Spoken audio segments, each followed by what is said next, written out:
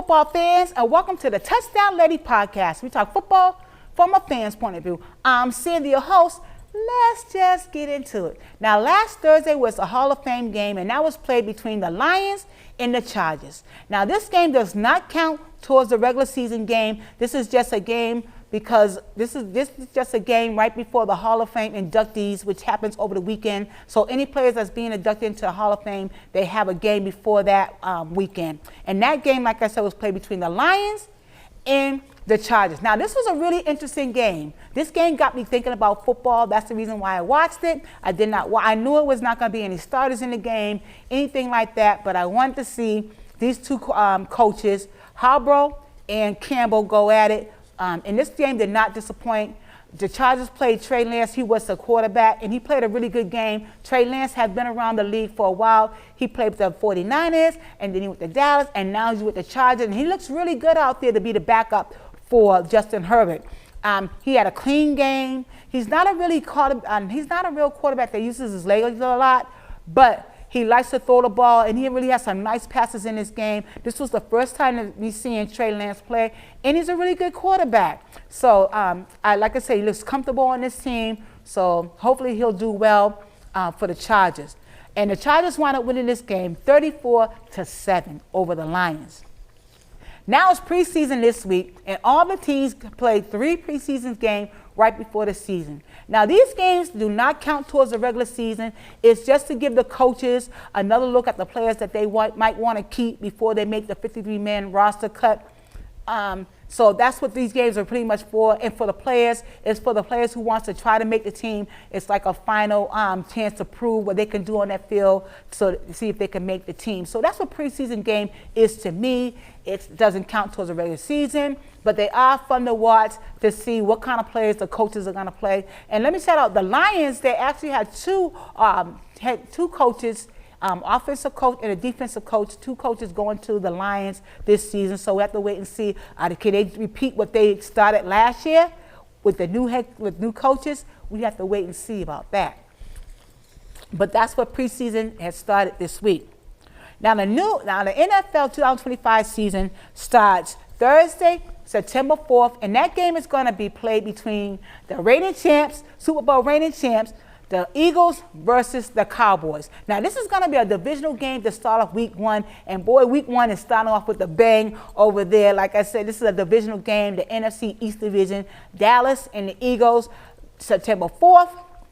Yeah, it's all going down. But also, there's another couple of games in week 1 that I can't wait to see, that I'm really, really looking forward to watching. And that is going to be the Ravens and the Bills. Josh Allen versus Lamar Jackson's MVP versus MVP. Now, this is going to be kind of like a revenge game for the Ravens because the Bills knocked them out the playoffs and went on to the divisional round in the playoffs. So, yeah, the Ravens are coming in there with a chip on their shoulder, but the Bills should be able to beat them. The Bills are playing at home, so they should have the upper hand. I'm really looking forward to this matchup. Both these teams are well put together on offense and defense, so you know it's going to be a really good game and a really good battle. And week 1, like I said, the NFL is starting off with a bang. But there's a couple of other games, too, that I've found my interest, that might be interesting. I don't know if I'm going to watch them or not, but we're going to have the Chargers in Kansas City, the Lions and the Packers, the Browns and the Bengals, the Patriots and the Raiders, and the Giants and the Commanders. Those are the other games that caught my eye for week 1. But I'm really looking forward to the Ravens and the Bills. Now, there's a couple of players that still are waiting for extended contracts that have not been signed yet, but they have been going to, these players have been showing up in training camp, and we're going to start off with the Bengals and Trey Henderson. Now, this is going on for a while now. I know the Bengals offered Trey Henderson $28 million a year. He turned that down, so it's been back and forth, and then it's been quiet for a while, but he has showed up for training camp without having a contract signed. Hopefully he'll get a contract signed before the season starts for him. This has been going on. We have the Cowboys and Micah Parsons. Micah Parsons has been waiting for a extended contract from the Cowboys as well. The negotiations, I don't think it's going too well in that situation either. Micah Parsons has now requested to be traded. So I don't know what Jerry Jones is going to do. What is he thinking? Just sign him already. I don't know. Then next we have the Commanders and Terry McLaurin.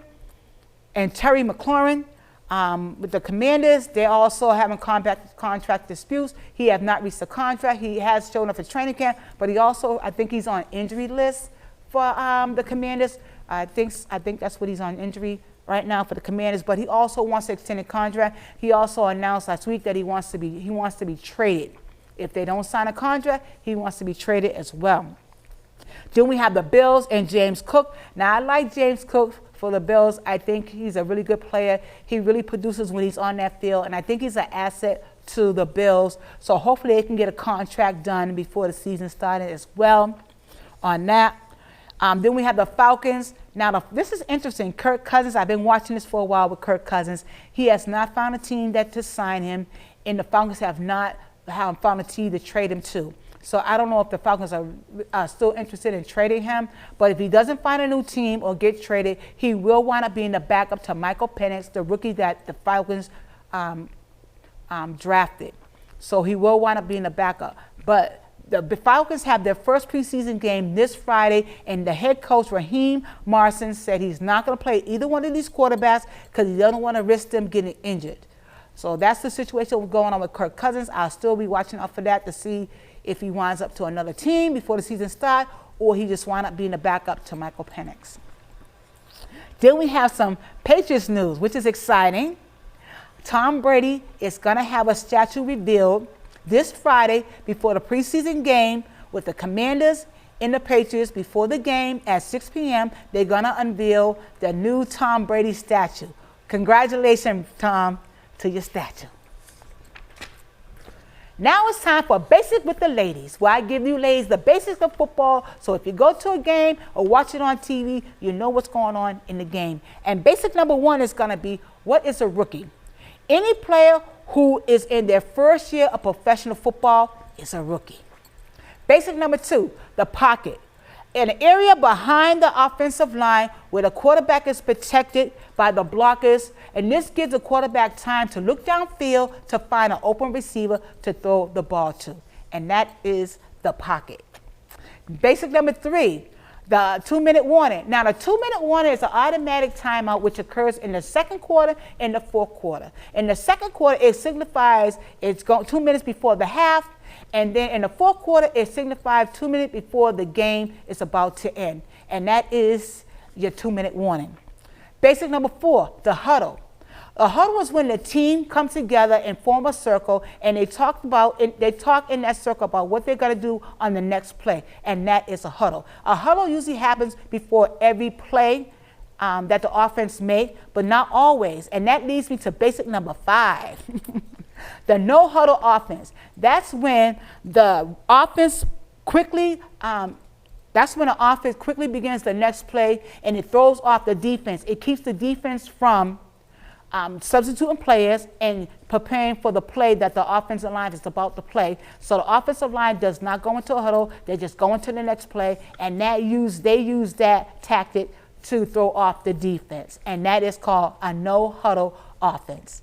Now, this is the part of the show. If you want to reach out to me, you can email me at touchdownladies@gmail.com. That's touchdownladies@gmail.com. Well, I like to end the show on a positive note, and I do something I call Facts, Fun, and Football, where I reach in here and I get something fun to end the show on. Let's see what we're going to get.